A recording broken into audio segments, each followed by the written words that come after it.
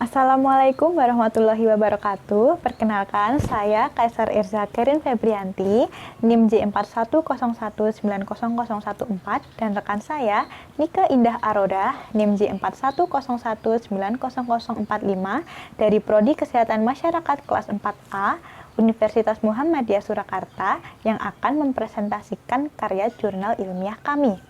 Nah, sebelum itu akan saya tunjukkan terlebih dahulu sistematika dari jurnal kami. Yang pertama ada judul jurnal, yang kedua ada nama penulis, yang ketiga abstrak, keempat pendahuluan, yang kelima metode penelitian, yang keenam ada hasil dan pembahasan, yang ketujuh kesimpulan, yang kedelapan saran, kesembilan ada ucapan terima kasih, dan yang terakhir atau yang ke-10 daftar pustaka.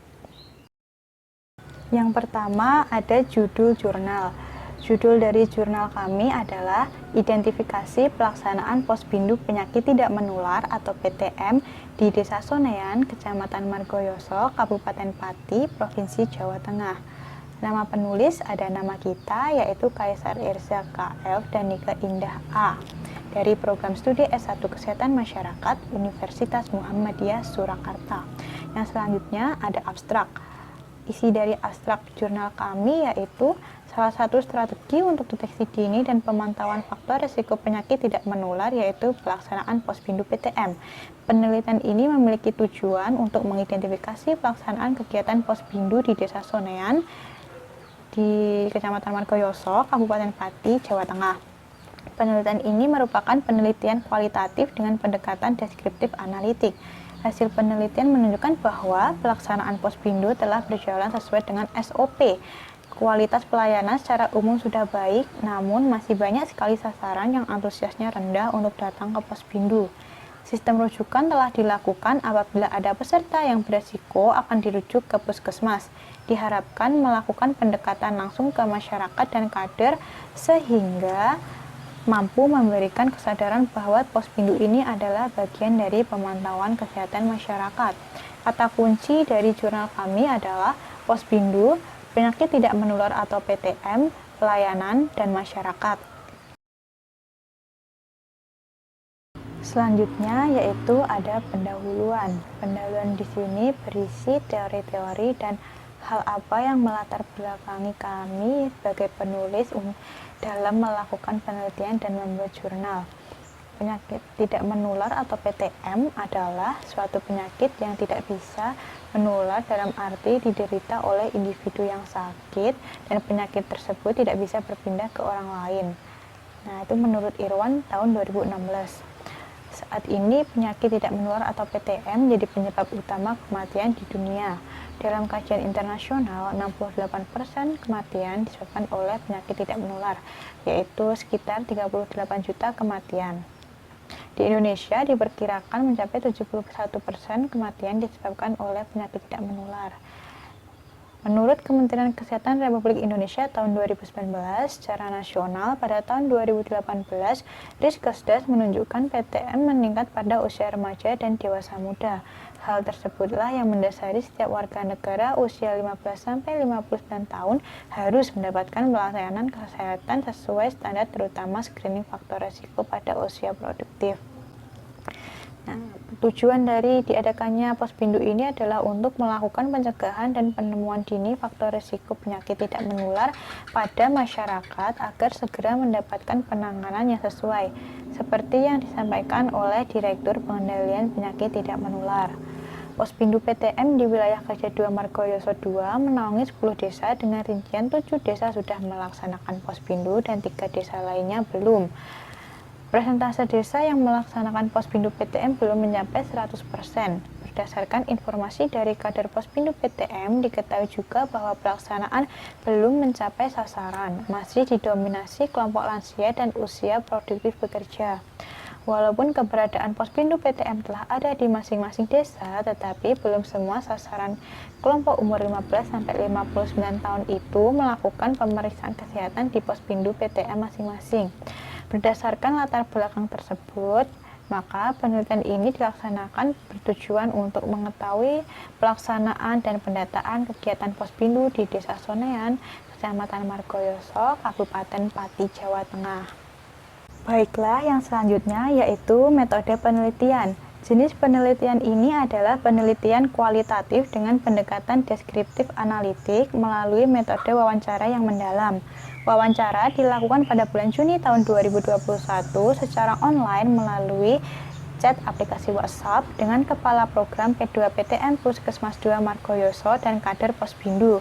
Variabel yang ada adalah sumber daya manusia, dana, pelaksanaan kegiatan Posbindu, dan pelaporan data kegiatan Posbindu. Informal penelitian dipilih dengan menggunakan teknik purposive sampling. Informan utama yaitu pemegang program P2PTM, sedangkan informal triangulasinya yaitu kader Posbindu. Pengolahan data dimulai dengan pengumpulan data, reduksi data, penyajian data, dan penarikan kesimpulan yang didapat dengan merujuk pada hasil dan pembahasan. Hasil dan pembahasan. Berikut akan saya paparkan hasil dan pembahasan penelitian yang sudah kita atau kami lakukan. Identifikasi Posbindu dilakukan di wilayah Puskesmas 2 Margoyoso, tepatnya di Desa Sonean. Daerah ini terletak di Kecamatan Margoyoso, Kabupaten Pati, Jawa Tengah. Puskesmas 2 Margoyoso menaungi 10 desa, 7 desa diantaranya sudah melakukan kegiatan Posbindu, dan 3 desa yang lain belum melakukan kegiatan Posbindu karena terhalang oleh dana. Jika memungkinkan dan tersedia dana yang memadai, di bulan Oktober akan dijadwalkan ulang untuk ketiga desa agar dapat melaksanakan kegiatan Posbindu. Salah satu desa yang melaksanakan kegiatan Posbindu yaitu Desa Sonean. Pelaksanaan Posbindu dilakukan 1 bulan sekali dan biasanya dilakukan pada tanggal 10 tiap bulan. Namun, hal itu dikembalikan lagi pada kesepakatan para kader yang akan melakukan Posbindu di desa tersebut. Posbindu di Desa Sonean rata-rata diikuti oleh peserta yang berusia 25 tahun ke atas. Padahal, menurut buku Petunjuk Teknis Surveillance Faktor Risiko Penyakit Tidak Menular Berbasis Pos Pembinaan Terpadu atau Posbindu, dijelaskan bahwa peserta kegiatan Posbindu adalah seluruh warga negara yang berusia 15 tahun sampai dengan 49 tahun yang ada di wilayah Posbindu. Pihak kader Posbindu mengatakan beberapa warga yang berusia 15 tahun sampai 24 tahun merasa mereka belum perlu atau belum membutuhkan layanan Posbindu. Artinya, secara keseluruhan, warga desa belum memahami pentingnya pelaksanaan Posbindu sebagai upaya deteksi dini penyakit tidak menular di usia 15 tahun ke atas. Itu artinya petugas kesehatan desa harus bekerja ekstra untuk memberikan edukasi dengan beberapa metode, baik dengan poster atau melalui tokoh masyarakat, pidato, dan lain sebagainya, untuk menyampaikan pentingnya mengikuti Posbindu di usia 15 tahun ke atas. Kegiatan Posbindu ini tidak dibatasi berapa banyak peserta yang boleh mengikuti. Namun, jam pelayanan Posbindu hanya dari pukul 8 sampai setengah 12 waktu Indonesia Barat. Jadi di dalam rentan waktu tersebut, semua warga itu boleh melakukan atau mengikuti kegiatan Posbindu asal dalam waktu dari jam 8 sampai setengah 12 tersebut. Selama masih dalam jam operasional, warga yang datang akan tetap dilayani. Data Posbindu yang didapatkan adalah berdasarkan penelitian atau wawancara yang sudah kami lakukan. Data Posbindu yang kami dapatkan adalah data kegiatan Posbindu pada bulan Januari, Februari, dan Maret tahun 2021. Untuk bulan April 2021 tidak diadakan kegiatan Posbindu dikarenakan puasa Ramadan. Kemudian untuk bulan Mei 2021 tidak dilaksanakan kegiatan Posbindu karena memang masih puasa dan libur lebaran. Jumlah peserta mengalami penurunan dari bulan Januari, Februari, dan Maret. Hal ini dikarenakan adanya pembatasan jumlah peserta Posbindu saat pandemi. Karena saat ini kita sedang mengalami pandemi, jadi jumlah peserta dibatasi kurang lebih 40 peserta. Pada bulan Januari terdapat 49 peserta dengan 8 peserta yang mendapat rujukan puskesmas. Kemudian di bulan Februari terdapat 35 peserta dengan 7 orang yang mendapatkan rujukan puskesmas. Maret terdapat 36 peserta dengan 7 orang yang mendapatkan rujukan puskesmas. Berdasarkan data tersebut menunjukkan bahwa ada penurunan jumlah peserta Posbindu. Namun penurunan ini tidak terlalu signifikan.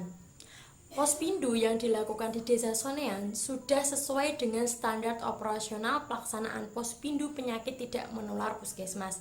Namun belum sepenuhnya dilakukan sesuai dengan buku pedoman atau acuan atau petunjuk teknisi Posbindu kader. Kegiatan Posbindu di Desa Sonean ini dilakukan dengan 5 tahapan dan disediakan masing-masing 1 bilik meja untuk tiap tahapnya. Pada pelaksanaan tahap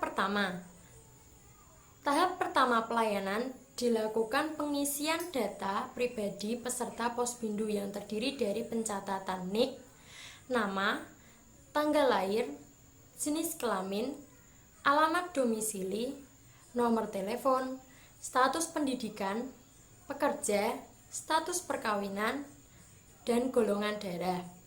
Tahap pelayanan kedua dilakukan wawancara meliputi pertanyaan-pertanyaan screening tentang riwayat penyakit tidak menular. Kemudian ditanyai terkait pola makan, merokok atau tidaknya, serta konsumsi alkohol.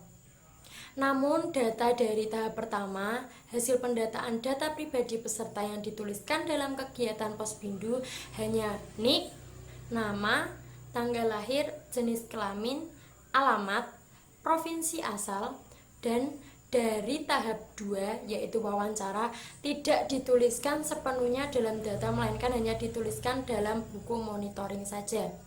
Hal ini dikarenakan berdasarkan wawancara para kader menyatakan bahwa mereka merasa keberatan untuk menuliskan kembali dalam pelaporan terkait keseluruhan data pribadi peserta Posbindu dan wawancara yang dilakukan.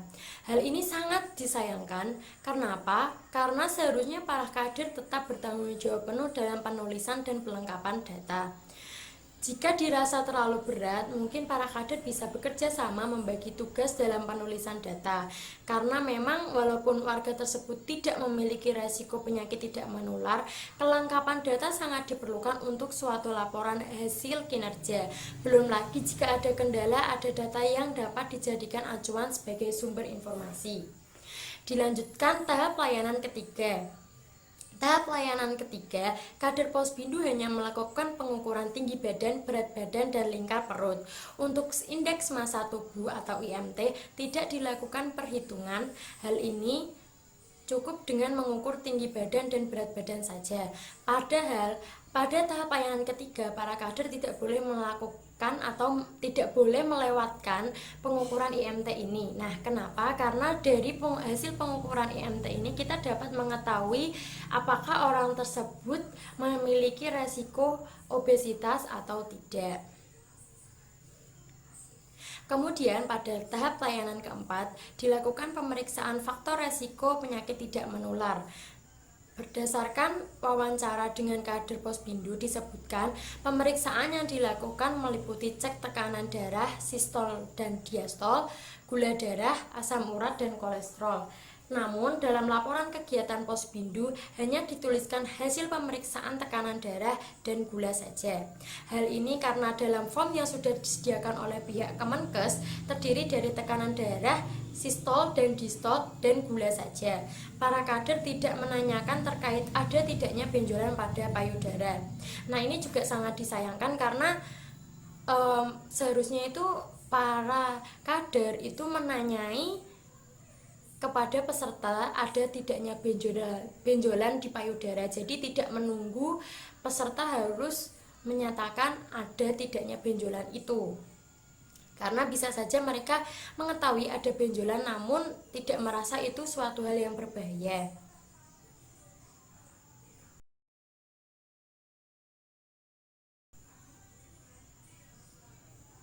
Untuk pemeriksaan kolesterol dan asam urat hanya diberikan kepada peserta Posbindu yang memang menginginkan untuk diperiksa kadar kolesterol dan asam uratnya. Jadi dapat dikatakan bahwa pihak kader Posbindu memberikan fasilitas tambahan berupa cek kolesterol dan asam urat.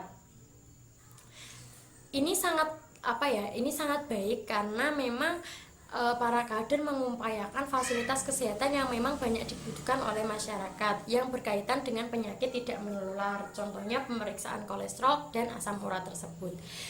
Terakhir yaitu tahap pelayanan kelima, yaitu kader Posbindu di Desa Sonean memberikan upaya edukasi terkait faktor resiko dan upaya mencegah penyakit tidak menular. Selain itu, para kader juga memberikan rujukan ke puskesmas bagi peserta Posbindu yang memang membutuhkan rujukan ke puskesmas. Dalam data, hanya dituliskan peserta Posbindu mana saja yang mendapatkan rujukan ke puskesmas.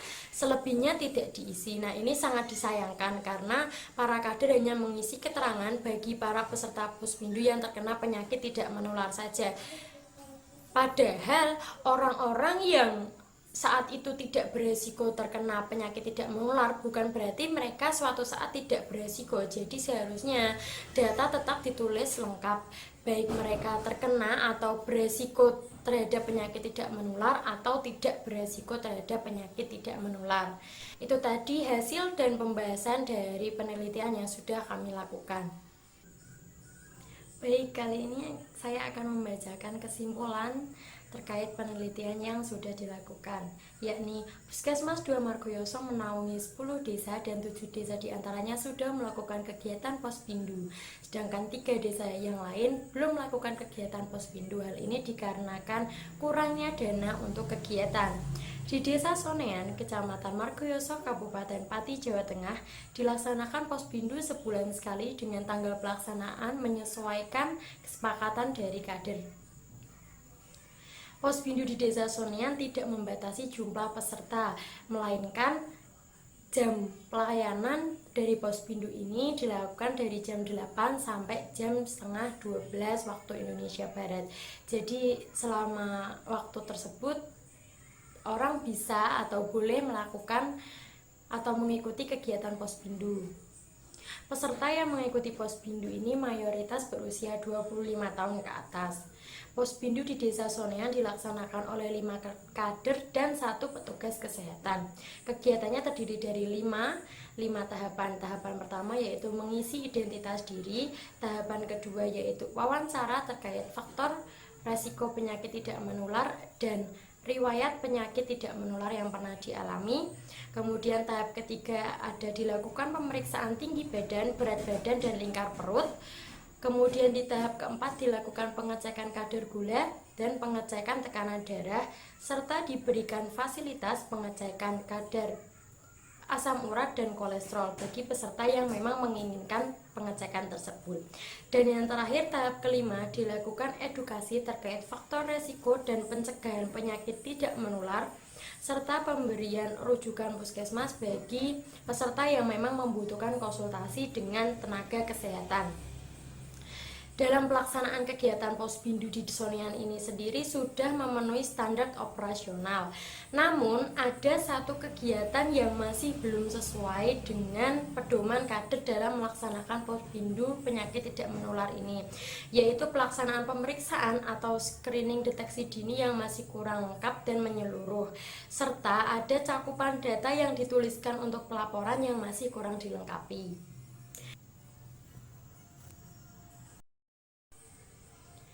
Saran, berdasarkan kesimpulan tersebut, peneliti menyarankan agar kader dapat menjalankan kegiatan Posbindu sesuai dengan prosedur pelaksanaan kader Posbindu yang ada, terutama dalam penulisan data. Seharusnya dituliskan dengan lengkap mulai dari hasil layanan pertama sampai hasil layanan kelima.